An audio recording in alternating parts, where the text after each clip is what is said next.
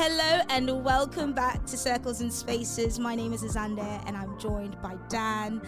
Circles and Spaces is a #1 podcast, but also a gathering for youth leaders or people that care and love this generation called Gen Z. You know, Circles because we want to listen to a diverse group of people, and then Spaces because we want to hear from different perspectives as well. We find that we just want to hear and learn from you guys as much as possible, and we focus a lot on more than all of our successes and the things that we do very well. We want to hear about, hey, what's not going so well, what are our failures, what are the things that you feel a bit like, oh, I don't know if I should share this. So Dan, who do we have with us today? Yeah, today we are very, very blessed. We've got two incredible Romanians with us. These two, shout out to Romania, East European. Is that right? East European, is that how you say it? Eastern European, yeah. We have got Daniel Bacancha with us. How you doing, Daniel? So good, so good. I'm really honored to be with you, Dan. The smiliest Romanian in the world. Can you just see the smile through the podcast? Of course you can. And we've got Andrea Pop. Yes, hello guys. Andrea Pop, you are Romanian, but you've lived in Newcastle for 12 years. Yeah. So you sound like... Do I still sound Geordie? Yeah, yes? you absolutely, 100% Some still people sound... told me I lost the accent. No, who's saying that to you? It's an myself amazing as a Geordie, accent. but Yeah, it's great. I love it. Yeah. Why I man? Why I man? Yeah, teach us. What would be like a classic Geordie thing to say? Why I man? And that means... Oh, I'm going home. I'm going home. What's a classic Romanian thing to say? Ce faci?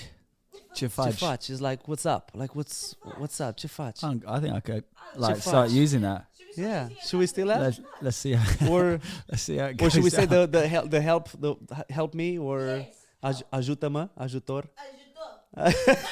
Yeah.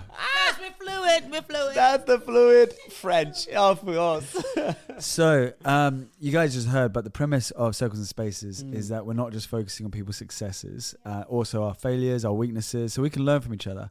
You know, I've been in youth ministry since I was 21. I'm 36 now, and over those years, I've been in lots of other spaces where all it is like the successes, how many are there, you know, what was your biggest event, you know, what's your best story, and it's like win, win, win, all we do is win. What would be one of your biggest fails or mistakes over the years, either in youth ministry or in ministry?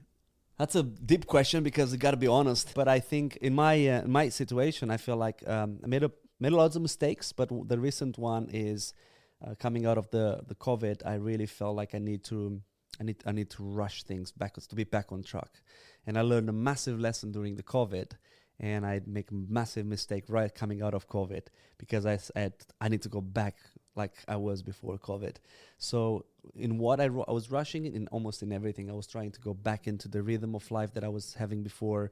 One of the things that I think I made a mistake, I was investing in people, and I still do that quite often. I invest in people and I expect results straight away rather than investing in the long term and not waiting for the return straight away. So that's the recent mistake that I made, that I kind of like look back and I'm like, I hope I'm not going to go back into that. So yeah. Awesome. Miss Pop. Yes. I just love, first of all, that we're talking about mistakes. I think it's so refreshing because I know that I've learned so much more from people sharing about their failures and mistakes. Yeah. For me, going back to kind of when I first stepped into youth leadership, I think one of my biggest mistakes was that I was so afraid of making mistakes. And I think growing up in youth, I was kind of always Little Miss Perfect, you know, like the good girl that kind of did everything right. So I think when you're kind of faced with that much responsibility, suddenly you just feel so much pressure that, you know, everything that happens now in youth just depends on me and how I lead and what I do. And I think having Dan around actually at that point really helped. And I remember him saying, because I think I was just kind of constantly feeling like I was walking on eggshells and trying to control too much. And I think that just doesn't leave room for the Holy Spirit to do what he does best and really kind of transform people's hearts and lives. That has nothing to do with me or who I am. But I remember Dan saying to me, like, you're anointed to do this. There's people that are so much better than you at different things, or people that probably know more scripture than you, but you've been anointed to do this and you've been put in this position. And I think I just remember that moment specifically that kind of just released me so much to then just understand that actually, okay, I'm here, placed by God. I'll just obey and do whatever I can and allow him to do the rest. And maybe another mistake with youth leadership, maybe we're so focused at how things look, and I guess, you know, the initial step of kind of attracting young people into what we do, but maybe not giving enough attention or as much attention to what happens to that person once they step into church and they get a glimpse of who Jesus is, and they have that kind of that initial encounter. But, you know, then people need to be taken on the journey. They need role models. They need people to be fully present in their lives, and just do the journey with them. And I think the more we started learning that and focusing on that, then I think that's when we saw real growth and people sticking around, not because we had cool lights and cool music, and which was great, but because they genuinely found real friendship and support. So this is so cool. And just talking about like the experience and all of that kind of stuff, how do you guys make young people feel welcome in your church, to walk through and feel like, I can vibe this, I can be here? And like, how important do you think it is to actually create a culture where you are building youth ministry, like building a space for young people and thinking about it at the forefront? Because sometimes it can be like, back there, but like, how do you make it feel like this is integral to the church? No, that's a great question, because there was a time in my life when I was thinking, attracting people is not that important, like especially the young generation. But then I realized it's as important as what you're attracting for, or towards. So I feel like we do place a lot of value in how do we look as a church and how do we attract people. But is that the message? Is that the essence of our church? Because then if that's the message of our church, is the essence, there's a problem right there. Because the message is about God, it's about Jesus, about them finding the freedom, the purpose, making a difference, and discovering God. Wow. So the moment we put those the front core of who we are, I don't care how we attract people. If we can put lights everywhere, and you can put smoke at the outside of the door and just like shooting at people with smoke, I don't care. Everything that is relevant for the young generation, I think we would use in order to get people in a space. Because I love it. We're talking about circles and spaces, in a space where they can encounter God. So we're about to launch a brand new church in Bucharest in Romania. And we've been using a lot of new ways of, we're actually trying everything up there. Love. To get to young generation. And we have I don't know where we got this from, but probably from London. But we said we would do anything short of sin to attract the young generation. Wow. That means that we would go anywhere. We would go where God sent us to get people that no one would go and bring them. Yeah. So we throw parties. Very, very intentional parties that we invite everyone.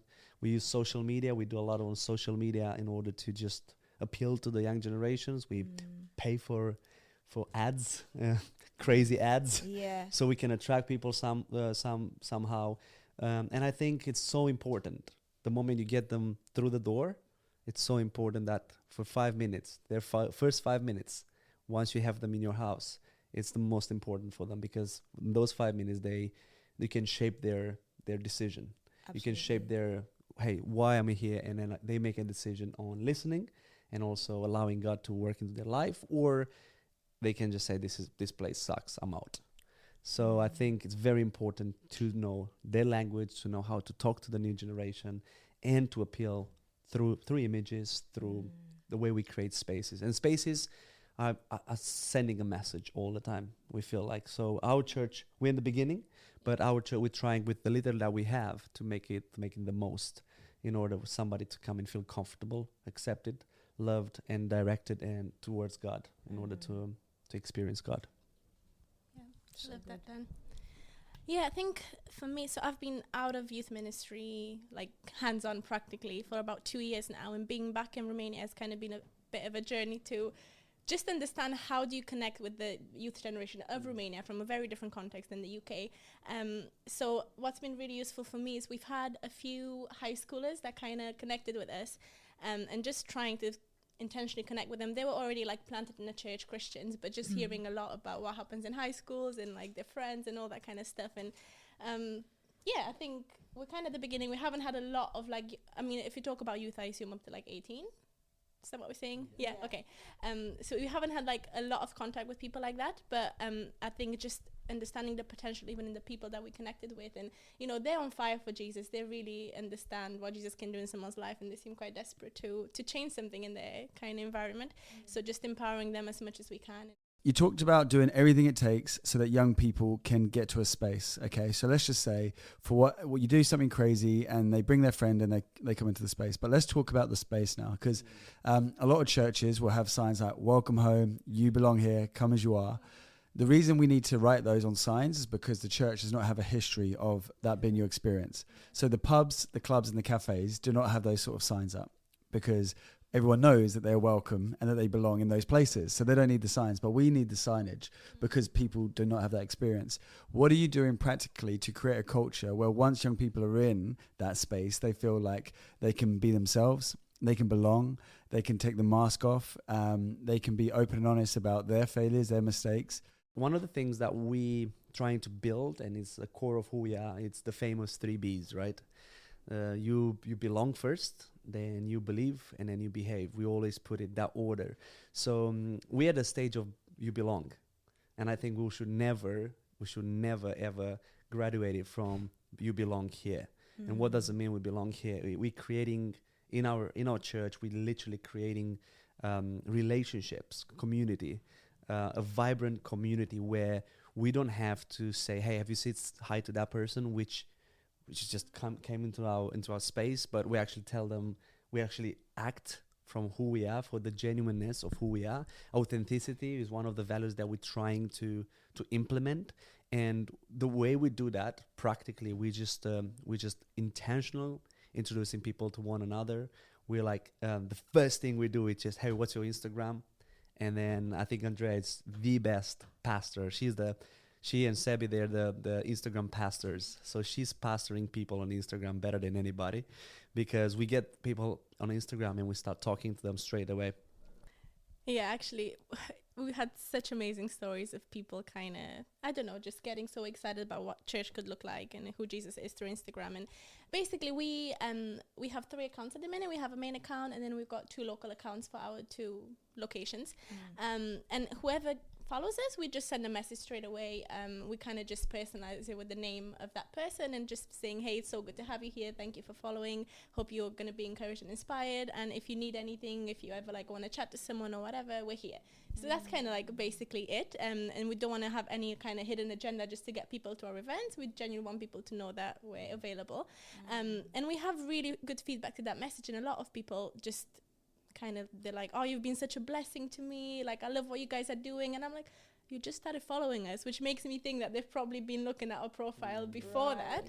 Bit of stalking. Yeah, like Daniel was saying. But yeah, it's really encouraging. And then there's been quite a few interactions that went beyond the just, oh, you guys are doing a great job, I love seeing what you're doing, I'm really encouraged, I'm not from one of your cities, but I do love following along. And I think what's helped us a lot, we've been doing a lot of lives, like Instagram lives, especially during the pandemic, but kind of try to keep them going after that. And so many new people interact with that. And we try and make it really relevant, like what is the need of these people that are joining our lives, what do they want to know about. And the last series that we've done was on relationships. Yes. And it went wild. And I think often it is the most popular topic, but I guess being able to do that on Instagram and really teach from like a Christian point of view and like just a healthy kind of, this is how Jesus sees relationships and this is how you can flourish in your life. Just incredible feedback, even when it came to marriage and all that kind of stuff. And what I tend to do, a lot of the people that I kind of follow, maybe I don't have a full-on conversation with them at a party or whatever. I think people really value like personal connection rather than like an official Instagram account carrying on the conversation. So often if someone replies, I'm like, hey, someone's going to message you personally, one of our leaders, just to kind of feel a lot more personal. And one little practical thing that I try and do without being too weird, I kind of just react to stories a lot when I see someone that I've interacted with and kind of like try and start a conversation, but not kind of go straight in, just kind of build a relationship in the most practical way that is like in your hand. This is 101 how to build a friendship on social media. Thank you so much. Like, we've loved having this conversation. And I think there's going to be people that are going to be like, I love what Andrea said. I love what Dan said, sorry.